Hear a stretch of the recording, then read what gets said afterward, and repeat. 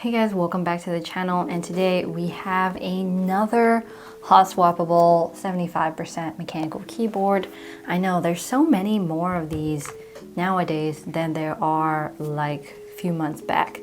So obviously we can see that hot-swappable 75% is becoming sort of a trend. So this one is about $90. It's a great price, and it is the Yunzii KC84. And now, if you're noticing, it looks a little bit familiar to something we reviewed a while back. But is this one better, worse, or exactly the same?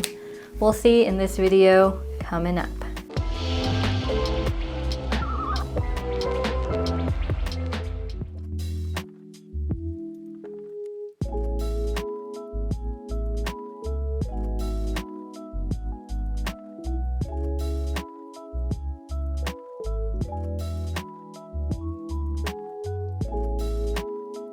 Hey guys, this is Betty from Switch and Click, and today we have the Yunzii KC84, also known as the Keycool KC84. And a lot of you asked for a review of this one after I did the review on the Epilmaker EP84, I think last month or the month before that. I got it. Yunzii reached out to us offering this as a review sample, and we said sure, go ahead, send it over and I'll take a look. So here we are, got it in front of me, been using it a little bit for the past couple days. There are some things that I love about it, some things that I don't. Like always, I'm an especially picky person, it seems like nowadays. But we're gonna start this review and jump into what's in the box. Also, before we do that, this is the KC84 with Gateron brown switches. It's wired, but they do offer a wireless version. And then we have the holiday keycap design here, which resembles the HK Gaming chalk colorway quite a bit. And now we jump into what's in the box. The box is a very bright blue color. On the top here, it has the label and it tells you exactly what you're getting. In the box, you get two of these pamphlets. They say the exact same thing pretty much. It goes over exactly what the secondary functions are and how you can change the RGB, connect, and all those things. But this one is more of like a quick start guide. It's a 2-pager, but it feels very bookmarky. It's like a better material, and this one's more of just like a thick paper. So this is good. You're gonna need this because the side printed legends on here don't tell you exactly all that you need to know. So keep this, it's very helpful. We also have a metal switch puller here, and that's because they are hot swappable switches, and we'll see that later along the lines, but they're 5-pin hot swappable switches. Really nice.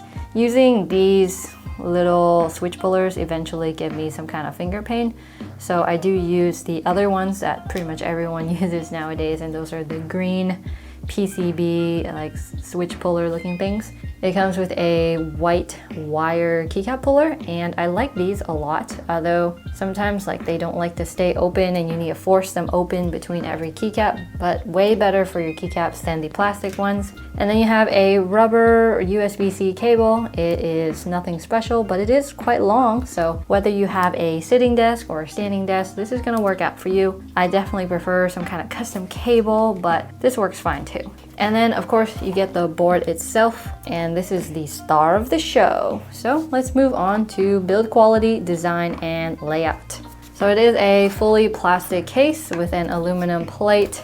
There is a little bit of creaking when you bend it, but from the looks alone, if you drop it, nothing's gonna happen to your board. On the back here, we can see that the USB-C port has a little divot here for it to go through.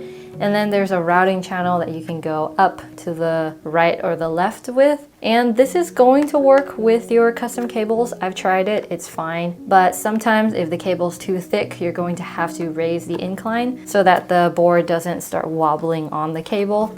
So that's one thing to look out for.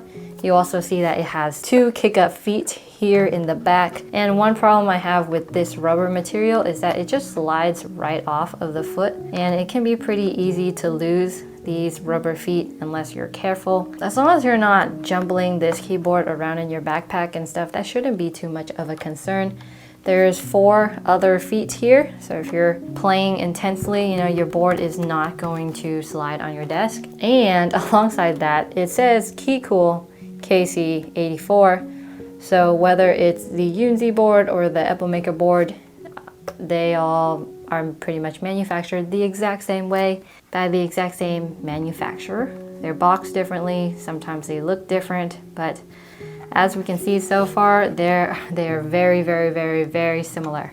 All right, the keycaps on this are PBT keycaps. They have side printed legends, and you don't need to worry about them wearing out because they're side printed, so you're not really going to touch them at all. So they don't exactly need to be die sub or even double shot. Initially, when I first looked at this board, I was like, something is off. After a closer inspection, the U key here looks as if it belongs in another row. So it does look a little bit off, but I'm sure that's just some kind of manufacturer defect. You're not gonna expect to have one single key that doesn't fit with the rest of your caps, but that does annoy me quite a bit. It's just unsightly.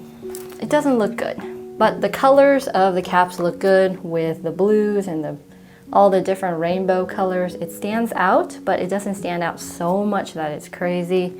It reminds me a lot of the HK gaming keycap set that I used to use pretty much all the time, full time on my K6. In terms of layout, this is a 75% layout, very similar to the Gateron K2. On the right corner here, we have print screen, pause, delete, home, page up and page down, and end. So you get a bunch of those navigational keys, but other than that, it looks really clean. The side printed legends can be a little bit blurry. They're not super clean, especially on the blue keycaps. They're a little fuzzy for sure. So when you turn the keyboard on, the RGB lights sort of bleed through the white keycaps, and that's not a good look, especially if you like some kind of effect on your board. And the side printed legends aren't exactly super easy to see at night either. Despite the light bouncing up off of the board, it's still difficult to see, especially with those blue keycaps. But they do have different colorways. If you pick a not side printed legends, or if you pick something else, it's going to be a lot easier for you to read. And then if you pick darker keycaps, you won't have to worry about that RGB bleeding through the white plastic. And this isn't because the keycaps are cheap or anything. I've had a set of Razer keycaps and the light bleeds through those quite a bit as well. And those are pretty thick keycaps. So back to the legends. The colored ones, they're quite low contrast and they're a little bit hard to read. So these switches are Gateron browns. They're pretty tactile, they're smooth, they feel great. They're also available with Gateron black, blue, and red. And then depending on where you buy it from, you may also find these with Cherry MX switches. But now for the fun part, and I guess this isn't as special anymore this year because so many more keyboards in 2020 are hot swappable. So the fact that something is hot swappable nowadays is more of a feature that you need, not exactly like a super amazing, this sets us apart kind of thing. It's more like if you're not a hot swappable board, some people aren't even going to consider you really. But hot swap is super awesome, really convenient, great for people who want to try out different switches, who really aren't sure what you want yet. And 5-pin is super great because you don't have to clip those plastic legs off your switches. You can just buy switches, put them in, take them out. Don't have to worry about mutilating your switches. One great thing about hot swappability is that you can mod your stabilizers, you can lube your switches, really dive into the hobby for a pretty generous price of about $90. And this is just more common nowadays than it used to be. And that's a really good thing. I think that's a really good thing, but nowadays companies are gonna have to find something else that really puts them ahead of the other boards in the same space. And that might be something that we'll see in 2021. So I'm pretty excited about what the mechanical keyboard landscape is going to look like next year. There's a whole bunch of game-changing news happening right now. But anyways, I'm getting super distracted. 5-pin hot swappable sockets. They are north-facing switches, and as some of you know, that interferes with some GMK keycaps. And the stabilizers, they are Cherry style plate mounted stabilizers. because it's hot swappable, you can take them right out. You're gonna feel a little bit of greasiness on it because they are pre-lubed from the factory. There's a little bit of a mess, but I still recommend modding them because the stabilizers, despite being lubed, are still not as great as they could be. As always, sound test will be at the end, or if you want to jump to it right now, you can find them in the timestamps below on the viewing bar or in the description box. Up to you. So there are RGB effects. To change the RGB effects, you're gonna have to consult your manual because the keyboard doesn't tell you, but on the back here, it does list you all the effects that you can cycle through, but they have really weird names or names that don't explain it well. So I would suggest you just start pushing away and stop at something that you like. You press FN and then you press pause and cycle through, and then once you hit a certain effect that you want, you hit FN and home to cycle through the different colors available.